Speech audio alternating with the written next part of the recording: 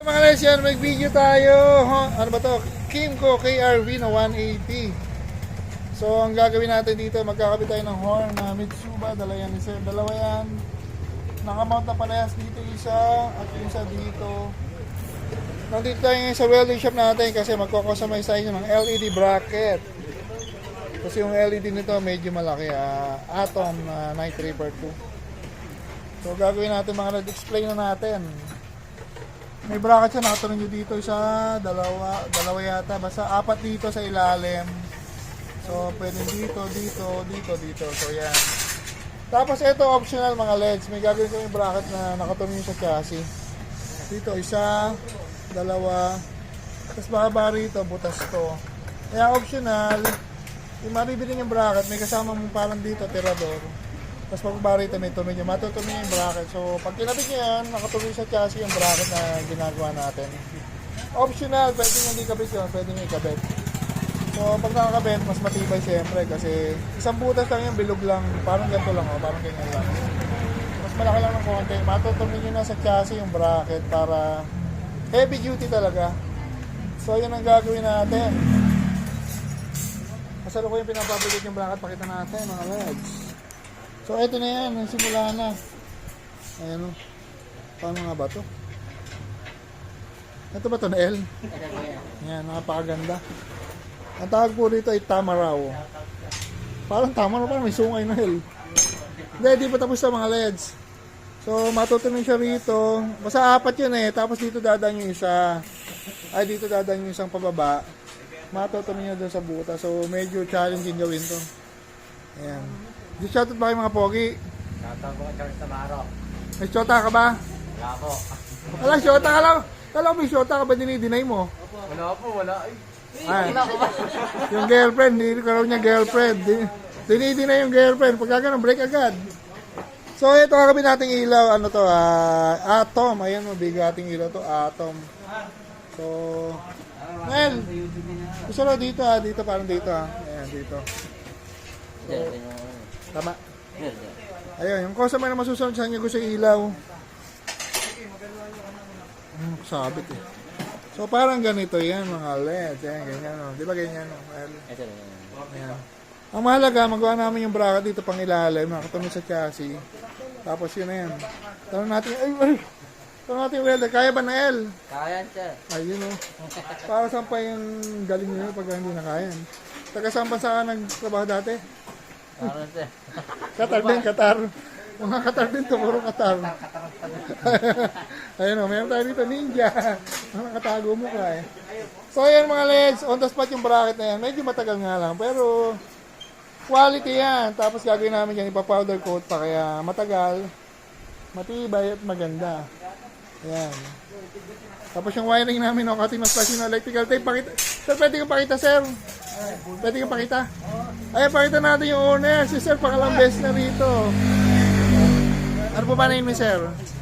Mr. Danilo Prias. Si Sir Danilo. Last time nagpunta rin si sir dito. Sarado po, no? Oo, nung Tuesday yun eh. Oo, nagkasarado na kami sir every Tuesday. Hindi ko nabasa sa Facebook yun. Oo nga, sir. So ngayon, alam na ni sir mo, sir. Taga saan nga po? Santa Maria. Ayun, Santa Maria. Vicente, So, ba't sir dito mga, saan mo nalaman po yung shop namin, sir? Facebook. Nakita na, sir. Kaya sir, dito nagpagawa, sir. Nag-search ako na yung nakita ko yung quality ng nakahon nyo. Saka yun nga yung walang magagalaw dun sa Wiring, sir. O, tama, sir, tama. Sir, thank you. Sir, baka may shoutout, sir Danilo, sir.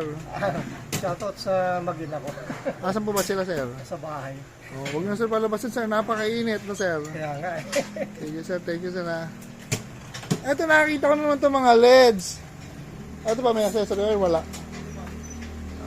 Yun nga eh, piniisip ko kung pwede tayo gumawa ng isang bracket na modify pa. Sige, sir, check natin. Pwede naman, sir. So, ito yung gawa ng Atom. Kasi nagkabit na kami dito before. Wala siyang accessory wire. Nakakabit lang talaga sa battery. So, ang disadvantage, pag mayroon ka lang mag-on nito, mai-on siya maski patay yung susi o walang susi. So, yung disadvantage nito. Pero may isang way para pag nakasusi lang, saka lang siya gagana. So, optional, pag gusto nyo pagawa yan, magkaka-additional lang kasi maglalagay tayo ng isang relay para mag-activate ng ilaw mo pagka nakuha yung battery. So, ayan mga LEDs. Gumagawa si Nash. Mga LEDs, update lang natin to Kimco KRV. Ito na yung bracket na ginagawa. KRV Moto. Ito yung ginagawa natin sa Nash. Ito yung ginagawa natin sariling design. Yung bracket na to, ito, nakatutumin nyo natin dito. Yan. Yung mga ayan. So yan, nakatumin nyo siya rito. Dito, ito kasi metal part to. Yan yung magdadala ng bracket na to. Ito yung bracket natin ng MDL. Yan. Kasi before, dito lang siya. Saan nga ba? 1, 2, 3, 4. So, medyo nabibitinan tayo sa tibay. Kaya ginawa natin. Nakatuloy tayo sa chassis. Ayan o. Nakabitin siya dyan. So, tayo lang yung may ganyan design. At ikakabit pa lang natin. Sana walang maging problema. Lagyan mga ilaw. Pakita lang natin. Yan mo lang. So, yan. Dito yung ilaw niyan sa side. So, kung makikita nyo yung bracket, ang magdadala ng bigat talaga ng bracket, ito yung nakabitin na to. Dahil nakatuloy sa chassis. Ayan. So, yan. First time lang na may ganitong bracket na nakatuloy sa chassis. So, apat dito. 1, 2, 3, 4. Plus ito. 6 yung nakatuloy dito. Ay, 6 na. Baka dito isa. So, ayan. Check natin mamaya. Tingnan natin kung magiging okay. Tapos yung busina nito, Mitsuba. Ayan. Parang may selector. May selector ba? Meron nga. May selector pa. So, pwedeng stock horn. Pwedeng Mitsuba ang gagamitin. Meron siyang switch na selector. Kaya lang, tangina, dumating si Sir. Anong oras na po ba dumating, Sir? Dumating yung 10. Ito pa rin tayo, 6:40. Hindi pa yari. So, sana naman maging okay. At sana maging may labas ang mabuting ang paghihintay namin. Meron yan. Okay na ba, Sir? Ayun. Kasi kanina, nung ginagawa namin yung pinakapabitin namin, yung letter Y, round bar. So, may sasabitan. Yung ibaba ng dulo ng tornilyo na yun, may tornilyo, mayroon siyang thread. So, naka-rosgas yun, tapos itutuloy nyo na lang yung bracket sa baba. Ayan. Pero kanina sinukat na to nung hindi pa napapowder coat. Yung material niya na 304 na stainless na shafting na 10mm. Tapos yung nakabitin dito, flat bar yan. Flat bar na 3/4 by 3mm. Tapos pinowder coat pa natin para maganda. Para nagbe-blend siya doon sa kaha. Kulay black din. Ayan. So, pag ganyan bracket, maski naman lang yung ilaw, kakayanin na yan. Tapos optional yan mga lights. Pag bumili kayong bracket, kasama yung Y na yan. Pwede yung hindi kabit o pwede yung kabit. Pagkakabit nyo, bubutasan nyo lang isang pirasong butas sa bandang baba. Yung tapat nun. Para maikabit nyo. Pag hindi nyo bubutasan, hindi makakabit yun. So, wala namang kaso kung butasan. Matibay naman. So, yan. Video rin natin pag nakayari na. So, mga les yan. Video na natin. Kimco KRV 180. Pinabitan natin ng Atom Mini Driving Light. Pailaw ng Nash. May sariling harness yan. Kasi yung Atom na harness yan, yung may sariling switch na din. Tapos yung bracket natin, napakatibay. May naging konting problema lang kami sa bracket. Hindi siya ganong mabot yung bolt niya galing doon sa metal part or sa chassis. Pero pagbalik ni Sir, ayusin natin. Talagang ganyan pagka first time may gawa ng bracket kasi nga trial and error yan. So kung ayusin pa namin masyadong late na. Pagbalik ni Sir, okay na yan. Kusina.